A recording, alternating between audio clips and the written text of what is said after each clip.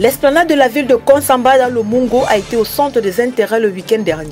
Issu des 23 villages que compte l'arrondissement de Lonako, la foule venue nombreuse a tenu à écrire son nom en lettres d'or dans l'histoire des élections du renouvellement des organes de base au sein du parti RDPC dans le Mungo Nord-Ouest 2. Élection à l'issue de laquelle Georges Crisdol Manon, pour une deuxième fois, s'est vu porter à la tête de la section RDPC Mungo Nord-Ouest 2. Une confiance qui a été renouvelée à celui-là qui conduira encore pour les 5 prochaines années à venir cette section. Il faut noter que cette élection dans le Mungo Nord-Ouest 2 a été riche en sons et en couleurs. Elle a également été marquée par les allocutions de Verson Bella, président de la section OJ-RDPC, et de Ebandji, président de l'OS-RDPC. Sous réserve des autres bureaux de vote, Georges Crisdol Mandon a été élu avec 93,12%.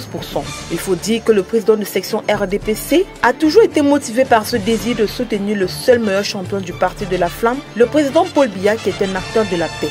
Mais aussi par celui d'amener les populations de cet arrondissement à s'intéresser à la chose politique afin que le Lonako ne soit pas en reste autour de la table du partage du gâteau. Il a par ailleurs invité ses camarades qui traînaient encore le pas à rejoindre le parti du rassemblement.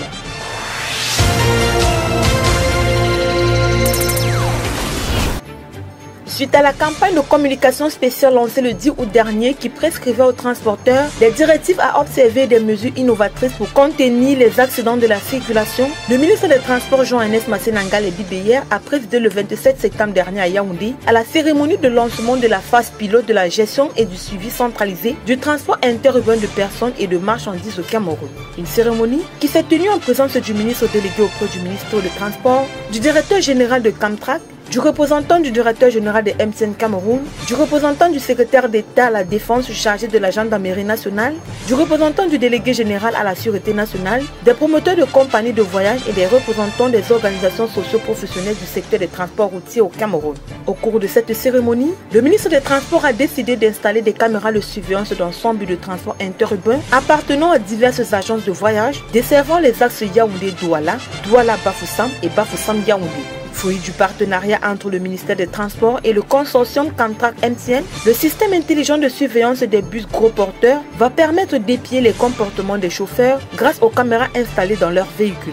Ce dispositif mis en place consistera au contrôle des paramètres biométriques des chauffeurs, au suivi des véhicules interurbains par géolocalisation, à la surveillance de l'environnement extérieur et intérieur du véhicule à l'aide des caméras intelligentes embarquées et aux pratiques dangereuses. Il faut relever que le dispositif qui y sera déployé a montré son efficacité avec le transport des marchandises dangereuses. Depuis près de 10 ans, le ministère des Transports n'a pas enregistré d'accident dans ce secteur d'activité, relevant pourtant du transport routier des marchandises, bien que classée dangereuse. Cette solution permettra donc d'effectuer des contrôles au-delà du véhicule équipé de ce dispositif. Ainsi, les réseaux routiers seront ratissés sur leur étendue et par voyage à la recherche des obstacles, des points à risque d'accident, des voitures au comportement dangereux et bien d'autres. La dite solution vient ainsi renforcer le dispositif opérationnel mis en œuvre sur le terrain pour combattre les accidents de la circulation routière.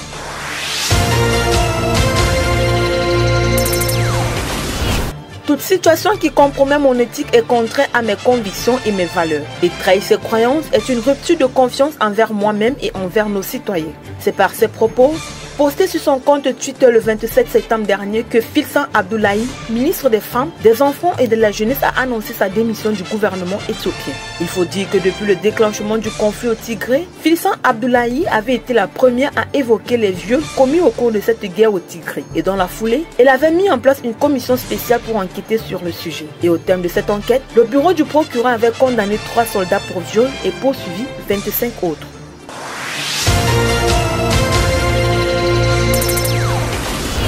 Au terme de l'Assemblée nationale tchadienne tenue le 24 septembre dernier, le pays a fait adopter une ordonnance portant statut général des militaires des forces de l'ordre et de sécurité. Selon le général Daou Yaya Brahim, ministre tchadien de la Défense, cette nouvelle réforme permettra aux soldats tchadiens de jouir d'une solde plus consistante et la même à grade égal. Il faut dire que cette réforme, adoptée par l'Assemblée nationale, ne fait pas l'unanimité au sein du corps social. Le parti politique d'opposition Les Transformateurs dénonce un texte majeur pour la vie du pays, adopté en catimini et par une Assemblée nationale sans aucune légitimité. Ils s'insurgent contre une ordonnance qui ne résout pas, selon eux, les principaux défis auxquels font face l'armée tchadienne.